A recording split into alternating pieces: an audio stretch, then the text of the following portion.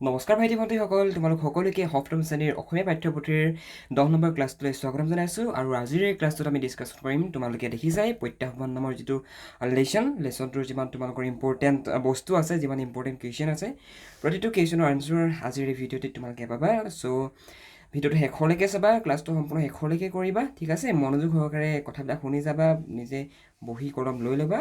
তোমালোকৰ এই ক্লাছটোৰ পৰা প্ৰত্যাহ্বান নামৰ যিটো লেচন আছে, লেচনটোৰ কোনো ধৰণৰ ডাউট নাথাকে আৰু সকলো ডাউট ক্লিয়াৰ হৈ যাব, ঠিক আছে।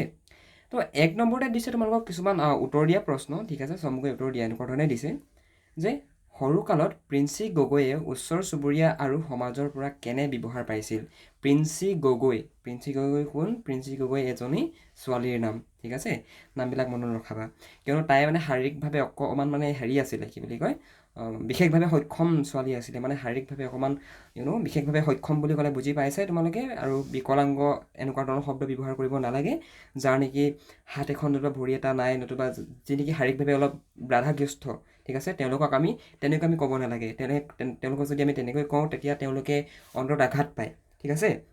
গতিকে আমি তেওঁলোকক এটা ধুনীয়া শব্দৰ দ্বাৰা মাতিব লাগিব, আৰু সেই শব্দটো হৈছে বিশেষভাৱে সক্ষম, মনত ৰখাবা, ঠিক আছে। উত্তৰটো কি লিখিম? সৰুকালত প্ৰিন্সি গগৈয়ে কিছুমান সমমৰ্মিতাৰে আঁকোৱালি লৈছিল, আৰু কিছুমান মানুহক কি বুলি কয়, মানুহে কি কৰিছিলে, প্ৰিন্সি গগৈক কিবা অমংগলীয়া এনেকুৱা ধৰণে ব্যৱহাৰ কৰিছিলে। মানে সৰুকালত প্ৰিন্সি গগৈক কিছুমান মানুহে সমমৰ্মিতাৰে আঁকোৱালি লৈছিল। চৰি, ইয়াত দাইডাল নাহে হা, ইয়াত ডি টি পি কৰি ভুল হৈ গ'ল। কিছুমান লোকে সমমৰ্মিতাৰে, কিছুমান মানুহে মানে তাইক আঁকোৱালি লৈছিল, ঠিক আছে। আৰু আন কিছুমানে আকৌ তাইক কি কৰিছিলে, অমংগলীয়া বুলি গণ্য কৰিছিল। অমংগলীয়া, দেখিছা, অমংগলীয়া বুলি গণ্য কৰিছিল। তো মন কৰিবা, প্ৰথমত কি লিখিম? প্ৰথমত লিখিম কিছুমান লোকে তেখেতক আদৰি লৈছিল, প্ৰিন্সি গগৈক আঁকোৱালি লৈছিল, মৰম কৰিছিল, আৰু সেই একেদৰেই আন কিছুমান লোকে আকৌ প্ৰিন্সি গগৈক অমংগলীয়া বুলি কৈছিল। মনত থাকিবনে বাৰু? ঠিক আছে, নেক্সট কুৱেশ্যনটোলৈ আমি আগবাঢ়োঁ। বিদ্যালয়ত নামভৰ্তি কৰোঁতে প্ৰিন্সি গগৈ কি সমস্যাৰ সন্মুখীন হৈছিল? বিদ্যালয়ত তাই যেতিয়া প্ৰথমবাৰৰ বাবে নামভৰ্তি কৰিব গৈছিলে, তেতিয়া সেই প্ৰিন্সি গগৈ কেনেকুৱা ধৰণৰ প্ৰব্লেম ফেচ কৰিবলগীয়া হৈছিলে, কেনেকুৱা ধৰণৰ তেখেতে সমস্যা ভুগিছিলে, ঠিক আছে। এখন বিদ্যালয়ে তেওঁৰ নামভৰ্তি কৰিবলৈ অস্বীকাৰ কৰিছিল, আনহাতে সোণাৰীৰ ৰাজধাপ প্ৰাথমিক বিদ্যালয়ৰ কৰ্তৃপক্ষই তেওঁক আঁকোৱালি লৈছিল। দেখিছেনে বাৰু?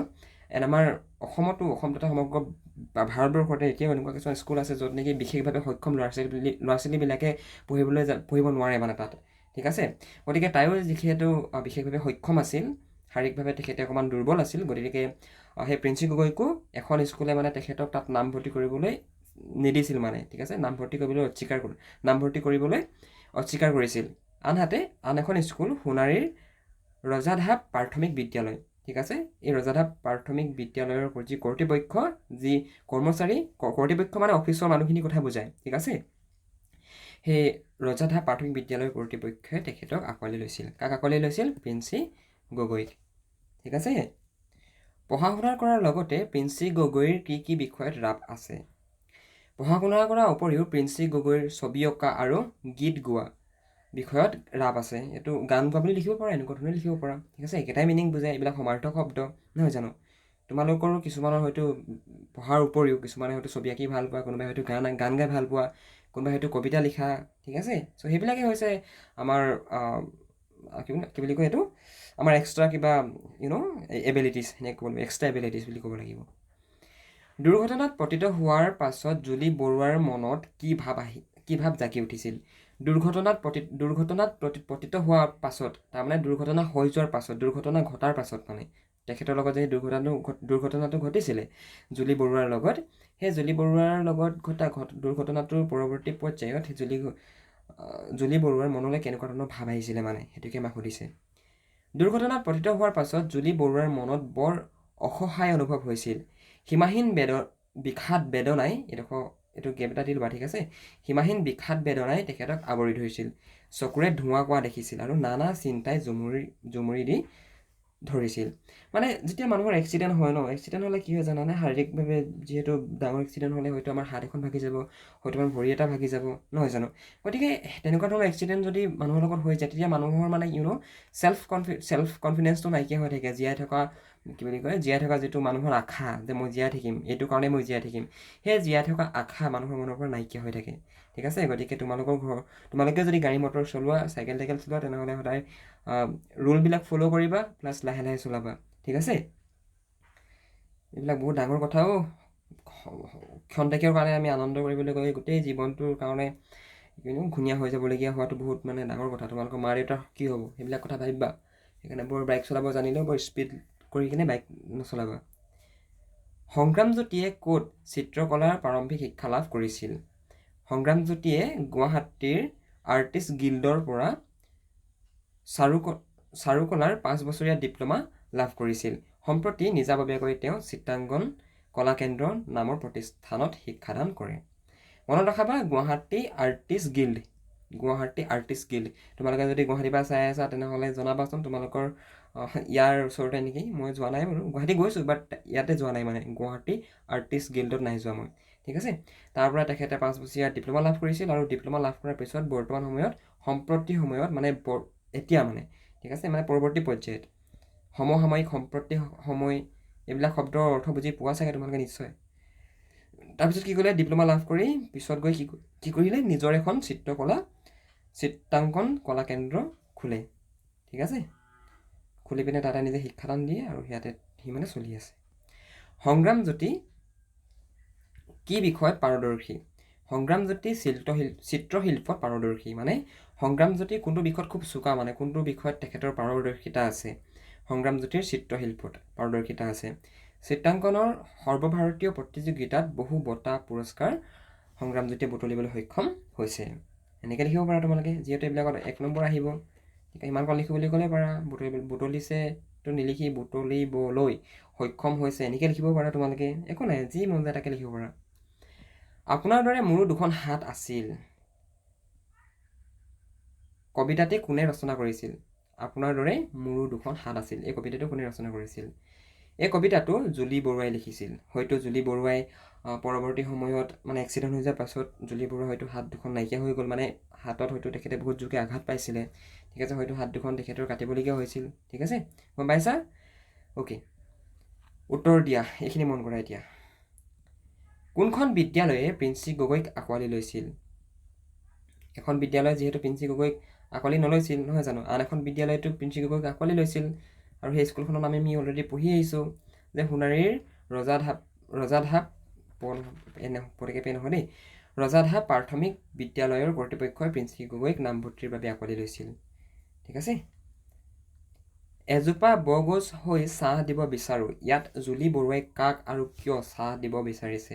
ছাঁ মানে গম পাইছাই, আমি যে গৰমৰ দিনত যে গছৰ ছাঁ লওঁ, যে গছৰ তললৈ যাওঁ যে, সেইটো কথাই কৈছে মানে। কিন্তু ইয়াত মিনিংটো কিন্তু ইয়াত বেলেগ বুজাইছে আকৌ। ঠিক আছে, মন কৰিব, মই তোমালোকক বুজাই দিছোঁ।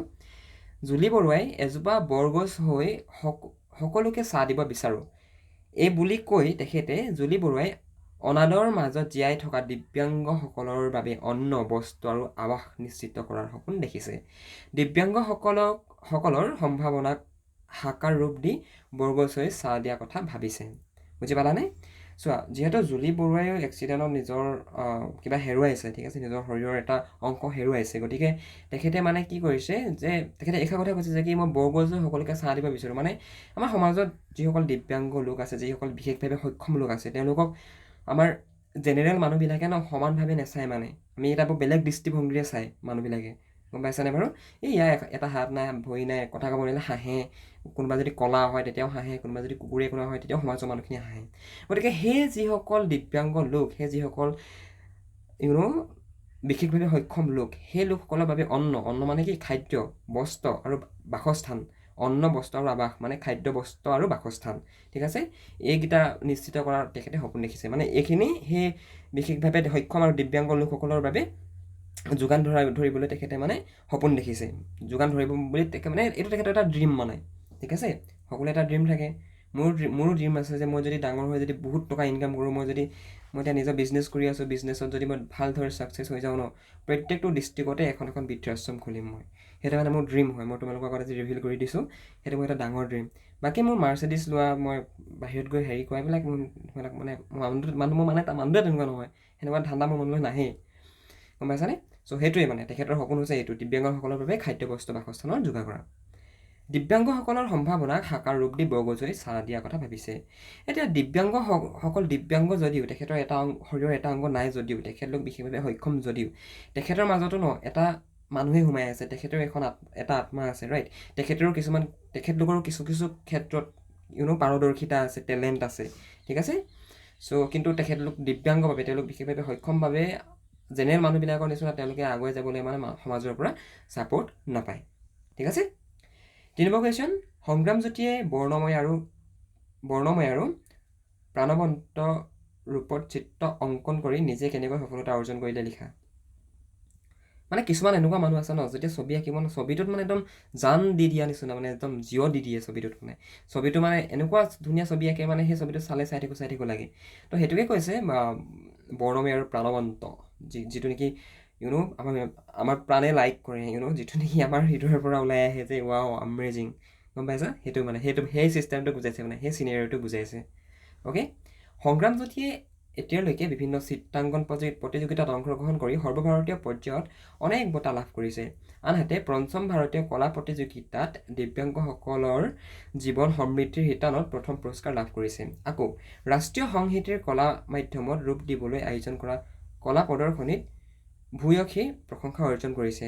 তেওঁ চিত্ৰকলা দেশ পাৰ হৈ জাপান, ফ্ৰান্স আদি দেশতো সমাদৰ লাভ কৰিছে। সমাদৰ লাভ কৰিছে। গম পালা? তেখেতে সৰ্বভাৰতীয় পৰ্যায়তো অনেক বঁটা পাইছে চিত্ৰাংকনৰ, চিত্ৰ অংকন কৰি পিনে চিত্ৰাংকন প্ৰতিযোগিতাত সৰ্বভাৰতীয় পৰ্যায়ত, অকল অসমৰ পৰ্যায়তে নহয়, সৰ্বভাৰতীয়। ভাবিছোৱা কিমান এটা ডাঙৰ টাফ কম্পিটিশ্যন হ'ব, ৰাইট? সেইবিলাকৰ সলনিও তেখেতৰ যি চিত্ৰকলা, সেই চিত্ৰকলা ইণ্টাৰনেশ্যনেল লেভেলতো গৈছে, আন্তৰ্জাতিক পৰ্যায়তো গৈছে, জাপান, ফ্ৰান্স আদি দেশতো তেখেতৰ যি চিত্ৰ, সেই চিত্ৰই সমাদৰ লাভ কৰিবলৈ সক্ষম হৈছে, ঠিক আছে? বাকী আহিলে বিপৰীত শব্দ। এন্ধাৰ হ'লে কি হ'ব? এন্ধাৰ হ'লে হ'ব পোহৰ, সফল হ'লে হ'ব বিফল, নিষ্ফলো দিব পাৰা। জাগ্ৰত হ'লে হ'ব সুপ্ত, অমংগল হ'লে হ'ব মংগল নতুবা শুভ, স্বাভাৱিক হ'লে হ'ব অস্বাভাৱিক, আনুষ্ঠানিক হ'লে হ'ব অনানুষ্ঠানিক, ঠিক আছে? সক্ষম হ'লে হ'ব অক্ষম। এইবিলাক উজু পাৰিবা তোমালোকে। বাকী পাঠত থকা জুৰীয়া শব্দবোৰৰ এখন তালিকা প্ৰস্তুত কৰি দিয়া আছে, দেখিছাই যে বাধা বিবাদ, বাধা বিঘিনি, ধোঁৱা কোঁৱা, দৰা কন্যা, লেখা মেলা, জনসংযোগ, কলা কীৰ্তি চিহ্ন, এইবিলাকো হয়। এইবিলাক জুৰীয়া শব্দ নহয় জানো? যে দৰা কন্যা, আমি দৰা কন্যা বুলিয়ে কওঁ, নহয় জানো? বাক্য ৰচনা কৰা। আনুষ্ঠানিক গতিপথ, প্ৰচেষ্টা, যন্ত্ৰণা, কৰ্তব্যৰ প্ৰশংসা। অ'কে, মন কৰা। অনানুষ্ঠানিক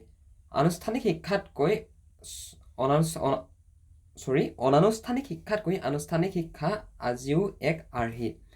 যিবিলাক শিক্ষা আমাক অনুষ্ঠানত প্ৰদান কৰে, এটা ইনষ্টিটিউটে প্ৰদান কৰে, সেইবিলাক শিক্ষাক আমি আনুষ্ঠানিক শিক্ষা বুলি কওঁ। আৰু যিবিলাক শিক্ষাক আমাক কোনো ধৰণৰ ইনষ্টিটিউটে প্ৰদান নকৰে, তুমি যিখন স্কুলত পঢ়িছা, স্কুলখন কি? স্কুলখন হৈছে এটা অনুষ্ঠান, ৰাইট? কিন্তু এনেকুৱা কিছুমান শিক্ষা আমি ঘৰৰ পৰিয়ালৰ পৰা পাওঁ, নতুবা আমাক বেলেগ এজন ব্যক্তিয়ে শিকায়। সেইবিলাক হৈছে অনানুষ্ঠানিক শিক্ষা। তুমি ঘৰতে বহি এখন কিতাপ পঢ়িছা, কিতাপ পঢ়ি তুমি জ্ঞান অৰ্জন কৰিছা। ডেট ইজ ইয়ৰ অনানুষ্ঠানিক, ইনফৰ্মেল এডুকেশ্যন, ঠিক আছে?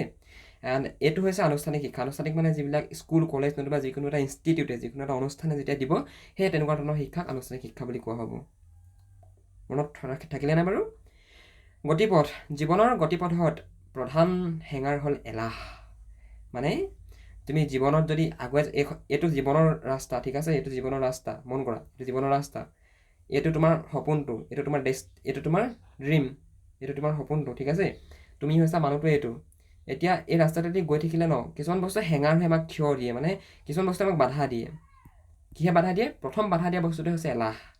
এলাহ কৰিলে নহ'ব আৰু, পঢ়িব লাগে, হ'ব দে কাইলৈৰ পৰা পঢ়িম, এনেকুৱা ধৰণৰ মেণ্টেলিটি হ'লে নহ'ব কিন্তু ভাইটি ভণ্টিসকল, ঠিক আছে? প্ৰচেষ্টা। নেৰানেপেৰা প্ৰচেষ্টা হ'ল অৰ্থব্যৱসায়ৰ মূল চাবিকাঠি। অৰ্থব্যৱসায় মানে কি? অৰ্থব্যৱসায় সমাৰ্থক মিনিংটো হৈছে এইটো, নেৰানেপেৰা প্ৰচেষ্টা, ঠিক আছে? যন্ত্ৰণা। অসহ্য যন্ত্ৰণাত ৰোগীজন চিঞৰি উঠিল। কৰ্তব্য। সংবিধানত নাগৰিকৰ কৰ্তব্য সম্পৰ্কত উল্লেখ আছে। এখন দেশৰ নাগৰিকে কি কৰ্তব্য পালন কৰিব লাগিব, সেই সম্পৰ্কে আমাৰ কনষ্টিটিউশ্যনত, আমাৰ সংবিধানত উল্লেখ আছে, ঠিক আছে? প্ৰশংসা। ছাত্ৰজনে হাইস্কুল শিক্ষান্ত পৰীক্ষাত অংকত সৰ্বোচ্চ নম্বৰ পোৱাৰ বাবে শিক্ষকৰ প্ৰশংসা বুটলিছে। তো দেখিছা তুমিও যদি হেৰিয়ত ভাল নম্বৰ পোৱা ন হাইস্কুল শিক্ষান্ত পৰীক্ষাত মানে HSLC, ঠিক আছে, মেট্ৰিক পৰীক্ষাত যদি বহুত ভাল নম্বৰ পোৱা তেতিয়া তোমালোকেও প্ৰশংসা কৰিবলৈ দিবলৈ সক্ষম হ'বা, হয়। বন্ধুসকল ইমানেই আছিলে, বাকী নিজে চাবা, এইখিনি বাকী জানিবলগীয়া আছে দুটামান, এইকেইটা কিতাপতো দিয়া আছে, চাই ল'বা। বাকী বুকখন ডাউনলোড কৰি ল'বা, ফ্ৰীলি আপলোড কৰাই থৈ দিয়া আছে আমাৰ এপত, ঠিক আছে।